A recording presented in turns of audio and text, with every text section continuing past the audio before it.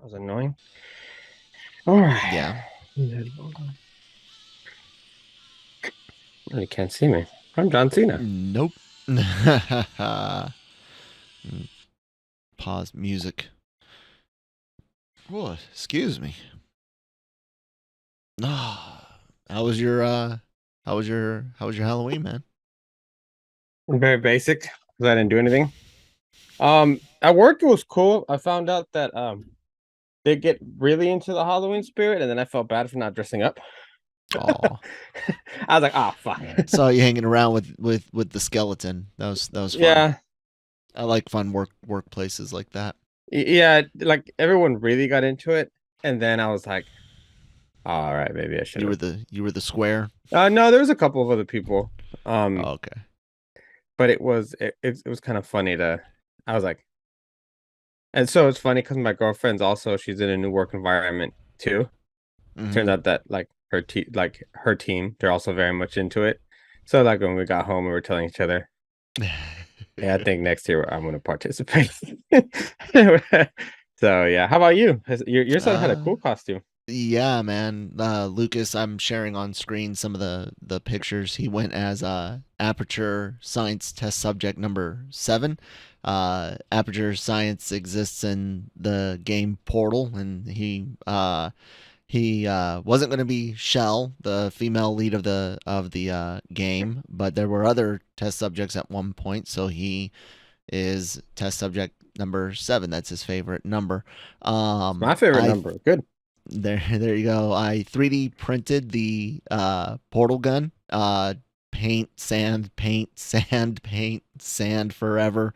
Hot glue, some metal pins, and then I took the guts out of a couple of cheap Ever Ready flashlights and Oh, used the buttons on them and the guts to light up the tube with blue and orange LEDs. But it seems that uh, during transport or something, the orange connections came loose and it stopped working. So, but he had the blue light. So it was a long project. 3D printing is fun and it looks really cool, but to make things look good, it takes a lot of time and effort. So, not for the faint of heart, but definitely worth it if you've ever considered anything like that.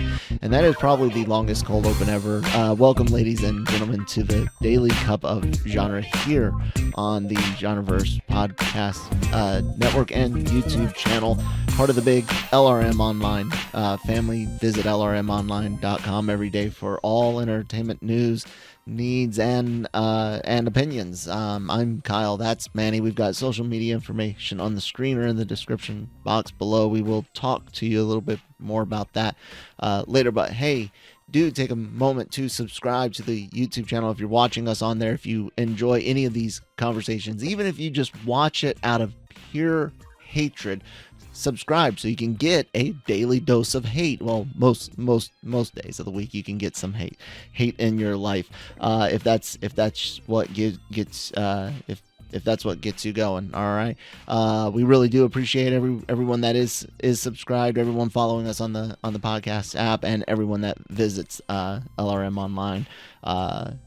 Yeah, Halloween's done and over with. Now is the time that the jolly fat man is allowed to start sprinkling in. Although my Lowe's had their full Christmas stuff set up like a week ago, if not maybe two weeks ago. And it's just like, guys, freaking Halloween's not even we hit are yet. we are unfreezing Mariah Carey now. I know everyone is malls all over the place putting up their like 50-year-old wreaths. What malls are left? Yeah, I well, think most. there's one in my area and where I live. There was easily at least like at one point 6 or 7 malls within like 30 miles of each other. Like if you drew a 30-mile circle, you'd have like 6 of these malls. Uh, Maybe not even 30 miles, maybe 20 miles. But the point being is that I think there's only one that's not in active foreclosure or shut down. Most of them being reworked into like mixed purpose. So there'll be like some retail, some apartments, some other stuff like a gym or whatever. So yeah. Anyways, I have one story that I really wanted to talk about because I just saw it this morning, and it's something entertainment related just in general, because I don't think either one of us were super stoked for this movie to begin with. But Avatar Way of the Water Runtime has been released. Manny, do you know how long this freaking movie is? Hopefully 3 minutes. 3 hours and 10 minutes. I'm not going to theaters to watch this. 3 hours and 10 minutes. Like, whoo! I remember Endgame, and that was something that had been built up for over a decade. It's been over a decade since this movie's predecessor hit, but Endgame at 3 hours did sound somewhat daunting, and it was to a degree. I did not drink for like 6 hours before because I was like, I'm not taking a piss break. It's not happening. But I was looking forward to that, and like I said, unlike a 13-year gap with Avatar, you had constant movies for the MCU, so you were like you're invested, right? I don't give two shits about Avatar, dude. I don't want to sit in a theater for 3 hours and 10 minutes, dude. Do you think this might be a mistake? I don't. Whatever. Like, there's enough people excited about Avatar where I'm happy for them, and I'm glad that there's a movie in December that's going to be able to get some people theater some money. Yeah. So there's that. And I don't know. I just. I did not like the first one. Neither did I. And when they're like, we're making a second one, I was like, why? Most people, I think, were. Well, not most, but a lot. I still feel the same way about it. I don't care for it. So 3 hours for that just tells me I'm definitely not going to see this in theaters. 3 hours and 10 minutes. Yeah, because like you said, you didn't like it. I didn't like it the first time I saw it. Hell, I didn't even see it in theaters the first time because it didn't sound like something I really wanted to see, and so graphically it looked cool, but I wasn't going to pay $15 at the time, I guess, for 3D theater. Plus I was in Germany, but I wasn't going to pay $20 to see a tech demo, because that's really what it was. So yeah, graphically, it was they did something special back then. It was a but really now impressive it's like, tech demo. But now it was a crappy story. But now it was like, what exactly are we doing here? Like, I don't know. I did not care for the story. It's just like an aliens version of Cowboys and Indians, really. Whatever. Fern Gully meets Pocahontas. Yeah, some stuff like that. And I'm not a Disney. I'm not a fan. I'm not a fan of Pocahontas either. Like it's okay, but like it's at the bottom of my list of movies. You're watching other Disney movies. Than that. Yeah. I mean, like I kind of asked you, is it potentially a bad idea? I think of attention spans these days, and not just for kids, for adults even. Like it can be very, very short. Yeah. Because even with like movies I want to watch, sometimes like I remember let's start with the one I want to watch, because that's what I said first, because then people are going to think I actually like Eternals. Wakanda Forever, for example, has a runtime of about like 2.5 hours. Yeah, they still got to a point where I was like, God damn, like how long is this movie? Like I was happy about it, but it still got my attention during the movie. And then when I was watching Eternals, which is a little over 2 hours, something like that. I remember every second of it. I remember looking at my watch, turning to my brother and going, we still got another hour of this MFR. Mhm. And it was like, oh Jesus Christ. And I feel like I don't feel like there's anything in Avatar to keep my attention. No. And it's like, And you know look he's how gonna want to show off how pretty the stuff is that he made, but yeah, it's like, ooh, look how pretty this is. And it's like, oh, okay, like everyone's doing pretty things. Like there's other than the fact that you did something special with the first movie. I don't know. It's so you know how I see it. It's like the Matrix, for example. mhm. The Matrix really did something when they first came out with their movie. But it was also a good story. Like it's not like a bulletproof script or anything No, like the that. the but first one was story the is first one was way good. way more engaging than The first one was Avatar. good, and then it also fell off a cliff. Oh God, yeah. Yeah. Especially this last one. I haven't even seen it yet. Man, it's rough, man. I was told not to. I was told don't waste your time. So We tried to watch it, and by tried we did watch it, I guess. And the whole time it was us looking at each other like, what the fuck? Yeah, kind of that's how I feel about this one. It's like it's like you were really famous for really doing some groundbreaking stuff and doing something special, and now it's just really run of the mill. And if you're gonna use these same tricks, then your movies are gonna probably be pretty boring. With that said, being what what it is, what we do here at LRM and at Genreverse, I'm gonna go see it regardless, because it's what we do, and so oh God, can you imagine if Breaking Geek watches this movie to review? Could you imagine them having to review a 3-hour movie? The guys that take 45 minutes to review a 90-minute movie. Yeah, no, it's gonna be special, man. Speaking of reviewing movies, because I don't think this deserves too much of our time. Well, I just wanted to kind of one last thought that I was having. There was a time where movies used to be a lot shorter, and then they slowly started getting longer. I think that especially with YouTube and now TikTok, especially with the short form videos and stuff, I think having so much content out there has caused all of us to start valuing shorter content more. Sometimes, yes. And of course, you've got a lot of projects that have been in the works for a while, and you can't always just roll with the trend like that.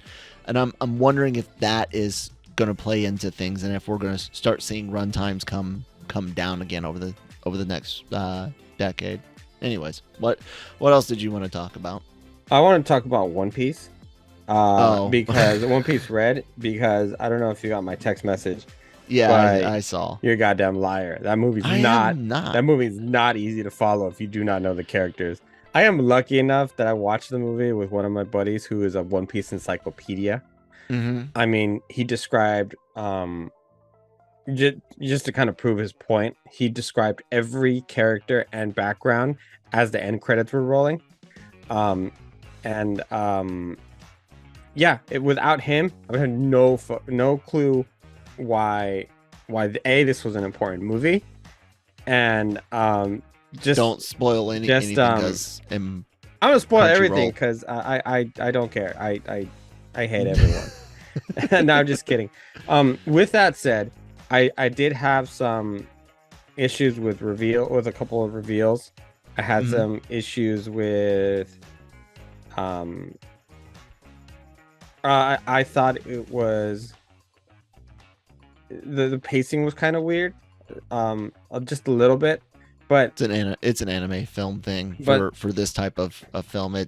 They're almost all like Dragon Ball, Pokemon, it's a shonen anime film trope, if you will. They just kind of stretch it out, like it's not. Yeah, a reveal. Lots of character introductions and stuff where they're always callbacks to things from a long time ago, and yeah.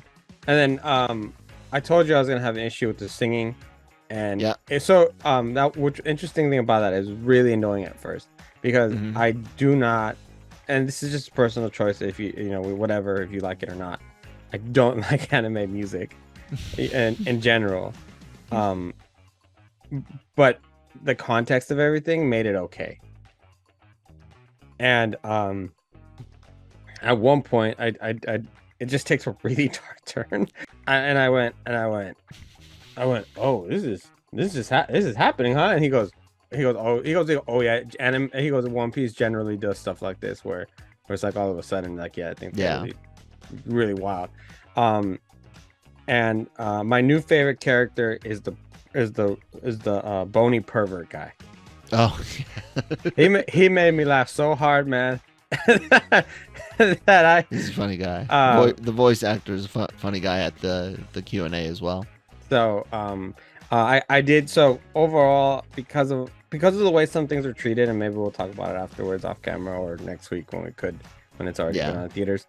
I had to give it a low B. I give it a B- myself. Oh yeah, that's where I'm around. Just because it was all right, but like it was all right. How'd your friend feel about it? Not his favorite movie, but it was good. Jennifer gave it a B+. Just for like reference for people. Well, yeah, and he's a One Piece super fan.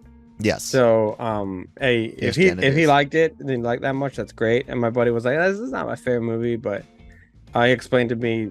We can't even talk about certain things. So I'll just drop it there. Have you? I'm sorry, I'm just throwing stuff at you now, which is okay. Have you watched Tales of the Jedi? Thing about brain damage. I mean, you can't just throw things at me. Yeah, I'm gonna. No, I have not watched Tales of the Jedi. I have no affinity for any of those characters, and while I appreciate both your and Cam's opinions, neither one of you has come to me and been like, oh my god, as a Star Wars fan, you must see this, otherwise you are just the worst being on earth. So you're the worst being on earth anyway. That's besides the point. Like, that has to be the reason. If someone was like, if Cam was like, no, Kyle, please watch, then I would at least check out what he. But he was just like, yeah, this is great, I like this, but not like, oh my god, please, for the love of God, see this. So no, there's like, you need to see this. Reason being, it actually makes convince me. And well, no, because the reason I'm gonna give you're not gonna like it anyway. It makes the Phantom Menace better. Oh god, I don't give two flying craps to see that in any way be better. So here's Star Wars has been trying to fix the prequel trilogy since 1999. Yeah, but Clone Wars was really good. Rebels was really good. After 3 or 4 seasons, or 2 or 3 seasons for each before they get good. That's the best thing. That's the best thing that come out of the prequels. And to this day, maybe with the Mandalorian and kind of Andor. My issue with Andor now is that the pacing has been a little too slow. If the pacing was just a little bit quicker, I would give this show higher marks. But it needs to move a little bit faster. Just come on. Like, we know what we're doing. You do not need that much exposition. Well, I mean, they are just short, so. No, I'm talking about like Andor. But Tales of the Jedi give you these little spoonfuls of information that you're like, oh, like that's actually really important. Why didn't we know that? Especially about because George is not that great of a writer. So he's a good big ideas guy, but guys, Empire and George Jedi are not the you can tell, dude. Episode 4 and episodes 1 through 3 have so much in common with their dialogue and their delivery, and of course the direction. Lucas is not the genius writer everyone thinks he is, as far as like writing scripts and writing screenplays. The big story, sure, absolutely, 100%. Star Wars is one of the greatest, versions of a hero's journey there is, and it came from Lucas's mind, but it was fine-tuned by many others. And whenever he had maximum control, those tended to be, until the sequel trilogy, those tended to be the worst projects. I mean, like, there's but even did they end up being the worst projects because they spun out so Yes. many good characters, so many good storylines that to someone this else day, had to make better. And that's the problem with the prequels. Whenever anyone talks about liking Anakin and Obi-Wan's connections and brother, none of that was together with them in the freaking movies. They skip all the time. They spend most of the movies apart, and people project what they learned during the Clone Wars cartoons onto those prequel versions, and that's not the way it is, and that's why Obi-Wan Kenobi was such a hyped project, and then they barely use Hayden, and he was still cardboard as all hell in his acting, and I wonder if they even wanted to use him more but couldn't because the acting wasn't there, and oh no, the prequels are trash, have been, always will be.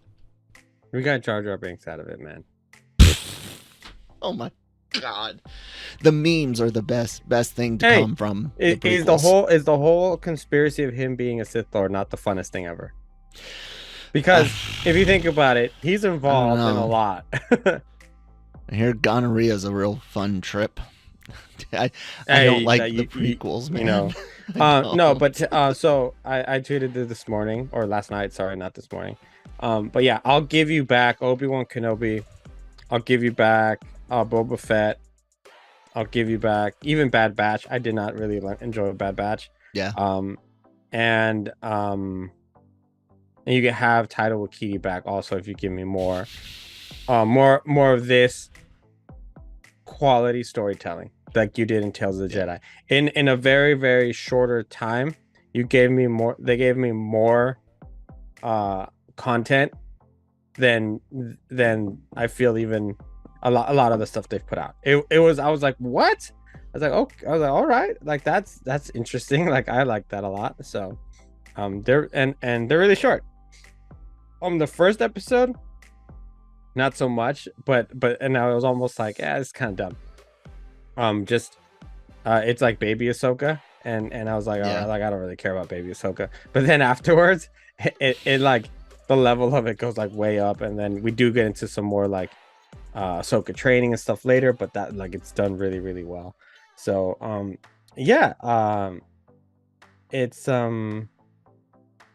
it's good stuff, good soup. I think so, and you should watch it. I might get around to. Oh my god, it's not that bad. If I'm watching anime, then you can watch this. Hey, I'm excited for Star Wars Visions. Oh, you can have Visions back too. No, screw you. There's like 2 episodes in that's really good, and then out of the 9, there are I would say, okay, maybe 3. I would say there are 4 good ones that range from good to great. There were 2 just awful. Well, not awful. 1 horrible, 1 bad, 1, and then 2 that were So or 3 that were The Village Bride, The Duel, of course. Crap. The Ninth Jedi, and I actually liked Lope and Ocho. So those are the 4 that I think are, range from just amazing to good. And then Tatooine Rhapsody is really, really fun, especially in Japanese, because music localization, it messes with the actual structure of songs, and they don't sound right. It's better to read the song subtitles to understand the lyrics than it is to have them attempted to be localized. And that goes for English to another language as well as other languages to English. It physically changes the song. You cannot sing it the same in different languages. So Tatooine Rhapsody, the twins, and what's that other one? The one with the elder. That's the one. Those ones were the ones that were pretty decent, and Akakari or whatever was the awful. The very, very last one was just awful looking, awful sounding, and I feel so bad for the people that worked on it because I hated it so much. Anyways, Mwah. Visions is great, and it doesn't have the weight of all the crappy prequel stuff on it, man. Like that's there's no fixing it. You personally for hate me. the prequel stuff, and the prequel stuff is what kept Star Wars afloat for so many years. That doesn't mean it was a good thing. It was a great thing. I had the EU books for years before the prequels, and had the EU books that basically tried to ignore the prequels, well, the ones that were set well after Jedi. And of course, there was a big popular group of books set in the prequel era. But the most popular things from the EU was like Old Republic, and then the continuing timeline. That crap in the prequel era, man. I don't get it. I don't get how we go from stuff bad, hashtag give rights back, to Marvel, to oh my god, I love this thing that I used to shit all over and wipe my butt with. Like I don't understand that. Like things grow on you over time, like a music album that you at least was like, I could hear it. The idea of literally just hating something, can't stand it, did so much that it's a financial failure, and then all of a sudden just give me the nostalgia because my childhood, like yeah, my childhood's great. Leave it alone. Leave it alone. Exactly. Leave it alone. No, leave my childhood alone. And the thing is, I think that you're so bitter about it that you can't enjoy current stuff that's really, really good. I've enjoyed Ahsoka on Mandalorian. No, you're not allowed to, because it's a prequel thing. You can't do that because you hate it so much. It should have never happened, according to you. I've never gotten a chance to. Yeah, no, she shouldn't have happened. But that doesn't mean that I can't enjoy something after not having watched any of the other garbage. That was your point, was like I should be happy that this past stuff it can be independent of. Like I don't have to love everything or hate everything. I'm allowed in entertainment to pick and choose, and I think that's one of the things, because I know you're not one of these that I'm really getting at. I know there's a lot of people that are like that. Well, if you don't love it, just stop being a fan. Stop talk. No, people are allowed to dislike it as well. I hate that so much. It's like, it's almost like when you criticize your favorite sports teams. And people are like, like, you're not a fan. It's like, no, you're not. Oh my god. Yeah. Dude, you read I've said that so many times in like conversations with Christine and some other friends, but never here online. We constantly badmouth our sports teams, but man, do we love them. The Pens screw up, it's, screw the goalie, coach, you messed up. What the hell, Sydney? They're garbage. That was a awful game. And then you still put on your jersey and your hat, and you still there for the next game. You're still vying for time to go see a home game, travel if you have to. Just because you dislike an aspect of something does not mean that you cannot love other aspects of it. But yeah, I mean, look, he's got a losing team right there. Yeah, we're garbage. He's repping it. Pens had a good start, and then they've had a rough last few games. It's just been rough all over for us. Doesn't help that the Golden Knights are doing good. The Golden Knights are our Dodgers in hockey. Like you should be allowed to, because like if you're not a fan, then technically you shouldn't actually be well, actually, I take that back. You can complain about anything you want, but fans should have the most right to complain about their stuff without feeling like, oh, then you're not really a real fan. It's like, no, it's like, because we like it. Like Marvel, for example, we're fans. We complain about it all the time. DC, yes, we've stayed complaining about it. It's really hard to cheer them on when they give you so little. Do you know how much we actually love Spider-Man? Or how much we adore the X-Men? So I got a Spider-Man tattoo. I mean, and something I complained about all year last year. Ghostbusters. You're wrong about it, but Ghostbusters it's okay. No, you're wrong. No, you were absolutely 100%. And I complain about Star Wars all the time, and there's that one. Hey, let's talk. So it's Tuesday, so I'm gonna throw something random at you and check. You've already done that like 3 times. So leave it alone. I had a coffee a little bit earlier today, so I have, and like there's a lot of stuff going on, right? And so I gotta ask you, as a kind of a duct taped short Tech Tuesday segment, how do you feel about Elon Musk charging people for verified check marks? I gotta ask you. I honestly don't know if it's him trolling or if it's serious. So, the idea of the check mark, it's funny to watch who's been complaining about it the most, or certain people that feel it gives them some sort of security, some sort of safety online, because the blue check mark makes it really easy for people to tell whether or not it's a real account. But most people don't look at the official name, like the at name. They just look at what's there next to that blue check mark. And there was some parody account, or not parody account, but they have a blue check mark, and they changed their name to the real Donald Trump, not the at name. The at name remained whatever it was, and people believed that Trump was back on Twitter.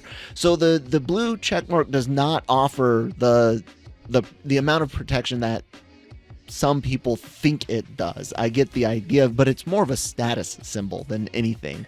And it's really funny because it's telling on how many of them really feel entitled to that status symbol versus the ones that are expressing the security aspect of it, even though I think the security aspect is overblown a bit just because of the consumers. So personally, I think it's just funny. I really don't know if he's serious or not. I don't know, but it's funny. So I work in a newsroom where it's interesting. I never looked at it this way, but I thought it was funny because people are like, a lot of people are like, well, you can have it then, and it doesn't really mean much.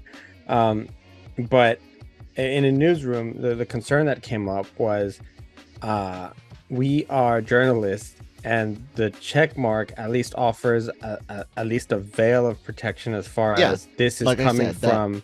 This is coming from thing. And now it's like, so is this something our company has to pay for now because of this reason, or what, or do we just start living without it? Which seriously, it's not that big of a deal. But I don't think so. I really don't. I get the idea of the verification, and I just don't. As it's implemented right now, I don't think it is a as secure a thing as some would think. And how you can still have a really, really bad day before people figure out that they're retweeting or tweeting at the wrong person. So the funniest thing about it is how, I guess you can say, meta is it that you're complaining about Twitter on Twitter against Twitter, but you have nowhere else to complain about it. I was like, oh man, what did we do here? No idea. It's ridiculous. Anyways, we'll go ahead and wrap it up there today, guys, so that way we don't ramble on too much longer. Manny, you going in early tomorrow, right? So yeah, no I do. Tomorrow. I know. That sucks. Oh well, you guys. We will have Chainsaw Man reaction up later on today. So if you're into anime and reactions, check that out here on the Genreverse Podcast YouTube channel, Genreverse YouTube channel. Other great shows like Breaking Geek, Marvel Multiverse Mayhem, The Cantina, AVR, all of the reviews and news shows go up wherever you get podcasts from, like Spotify and Google, Apple, things like that. Excuse me. And of course, check out lrmonline.com every day for all entertainment news, needs, opinions, celebrity interviews, and more reviews, written stuff. It's really a lot of cool fun. Manny, where can people find you at online? On Twitter at Manny Gomez Media, and at Instagram at riddlemetis_510. just real quick, just kind of breaking this morning. Uh-oh. Rest in peace, Takeoff, the rapper from Migos. It's been reported that he has passed in I think it was a shooting. That's sad. So that's one of the greatest. That's one of the great rap. Was, I guess, one of the great rap groups of our time. And he was killed in Houston, according to TMZ. So that's rough. All right, guys. I guess at that comment on Twitter, since Manny had to bring us all down before I could finish closing out, but it does suck. Thoughts for the family and victims. You guys have a good day. We'll see you next time. Bye.